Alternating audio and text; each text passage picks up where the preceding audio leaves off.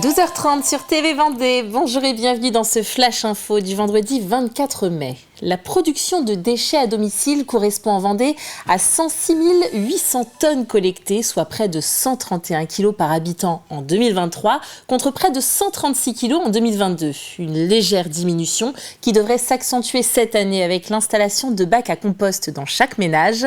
Depuis le 1er janvier, chaque ménage doit en effet disposer d'un bac.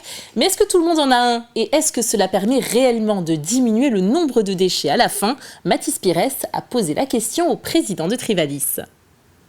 Je me trouve actuellement dans un centre d'enfouissement des déchets. Ici est regroupé tout ce qui ne peut pas être trié. Et justement, en parlant de tri, depuis le 1er janvier, tous les ménages doivent disposer d'un moyen de compostage. Damien Grasset, bonjour. Bonjour. Vous êtes président de Trivalis et Trivalis est en bout de chaîne de tri. Alors est-ce que depuis ces 6 mois, on remarque un effort de fait par les ménages et peut-être moins de poubelles noires ?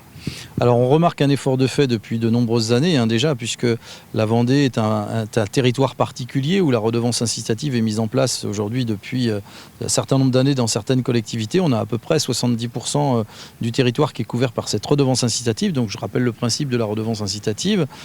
Vous triez et vous êtes acteur de votre poubelle. Donc vous payez en fonction de votre production de déchets. Et donc depuis le 1er janvier, le tri à la source des biodéchets s'est mis en place. Mais on n'avait pas attendu le 1er janvier, puisqu'il y a déjà 130 à 140 000 composteurs qui ont déjà été distribués depuis les 10 dernières années. Donc les Vendéennes et les Vendéens étaient déjà engagés dans cette démarche. Alors certes, le tri à la source va accentuer cette démarche, mais aujourd'hui on est sur des commandes continues de composteurs et on vient compléter les ménages qui n'avaient pas encore mis en place ce tri à la source des biodéchets. Il y a aussi ce changement de rythme, moins de levée. Mais qui dit aussi moins de levée, dit au moment de récupérer les déchets, ça fait beaucoup de sacs à récupérer. Est-ce qu'on remarque peut-être moins de déchets à la fin ? Alors on remarque moins de déchets, puisque aujourd'hui, quand on parle de la levée, quand on parle des ordures ménagères, depuis le bilan 2023 par rapport à 2022, on est à 131 kg par an et par habitant, alors qu'on était à 136 kg. Donc on est déjà sur une diminution, sur un effort des Vendéennes et des Vendéens, quand la moyenne nationale est à 250 ou 260 kg.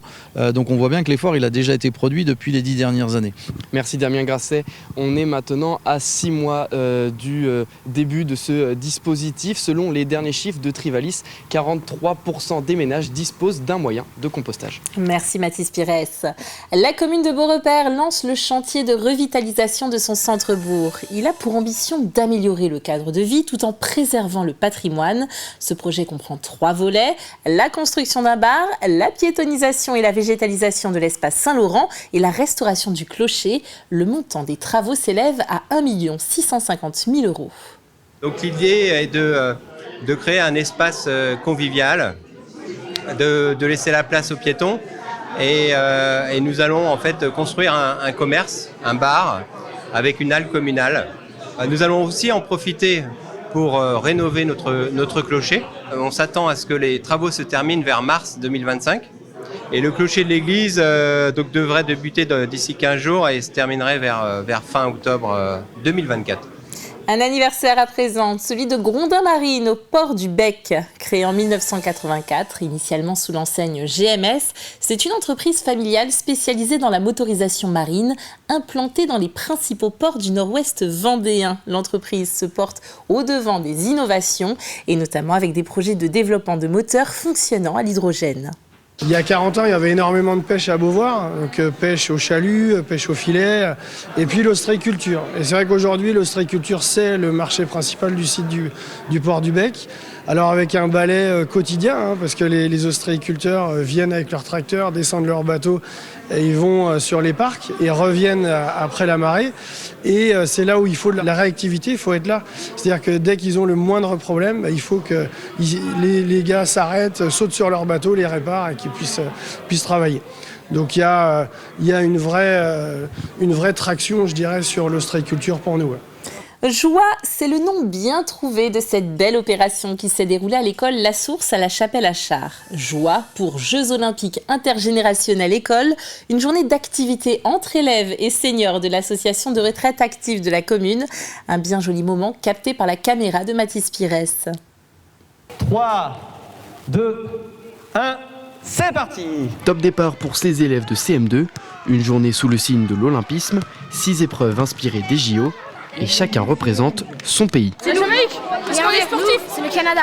La Jamaïque, c'est sportif. Une bonne occasion pour eux de faire du sport. Je me dépense et je rencontre des gens. Et je trouve que c'est important pour la santé. Ça sert à se dépenser.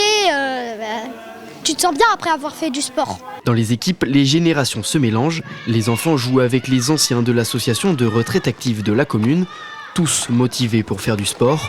Marie-Thérèse a 81 ans et malgré l'âge, elle ne se laisse pas faire. Mon petit-fils qui me dit toujours « Mamie, à ton maximum », là s'il m'avait vu, il aurait vu que j'étais à mon maximum. Mais en fait, je ne veux pas être un boulet. Ben non.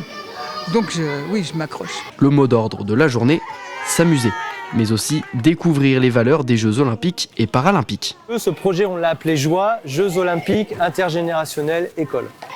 C'est à base d'athlètes, de basket. La balle aux prisonniers, ça y est pas, mais on est sur du joco. C'est les sensibiliser aux valeurs de l'olympisme, du respect, l'importance c'est de participer, les grandes valeurs. À la fin de cette journée de compétition, c'est la Norvège qui remporte le plus d'épreuves. Et les Jeux Olympiques, c'est le thème retenu dans le Sud Vendée pour la semaine du livre jeunesse de Luçon, 18e édition.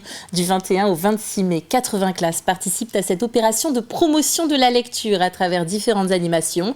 En parallèle, l'espace Plaisance de la ville accueille une librairie géante de 6000 ouvrages. Ça permet en fait de donner un visage un peu concret, de désacraliser le métier d'écrivain. C'est-à-dire qu'en général, les jeunes ont beaucoup de questions et j'incarne du coup aussi une profession qui peut s'avérer être une perspective d'avenir pour eux, à un âge où ils se construisent, où ils envisagent des possibilités d'avenir. Donc moi, je trouve que c'est aussi très intéressant à ce moment-là de dire l'écriture, ça peut aussi être un métier. Ils ont des questions très concrètes sur comment est-ce qu'on écrit un livre, comment est-ce qu'on l'envoie à des maisons d'édition, combien d'argent ça rapporte, est-ce qu'on peut vraiment en vivre, est-ce qu'on choisit les dessins de couverture par exemple. C'est des questions à la fois très générales et parfois sur la créativité et puis aussi des questions très pragmatiques et très pratiques. C'est déjà la fin de cette édition. On se retrouve pour un journal exceptionnel ce soir à 18h depuis les Floralies internationales. L'événement se poursuit jusqu'à ce week-end. Nous en profiterons pour suivre des démonstrations des designers floraux. À tout à l'heure et bel après-midi à vous.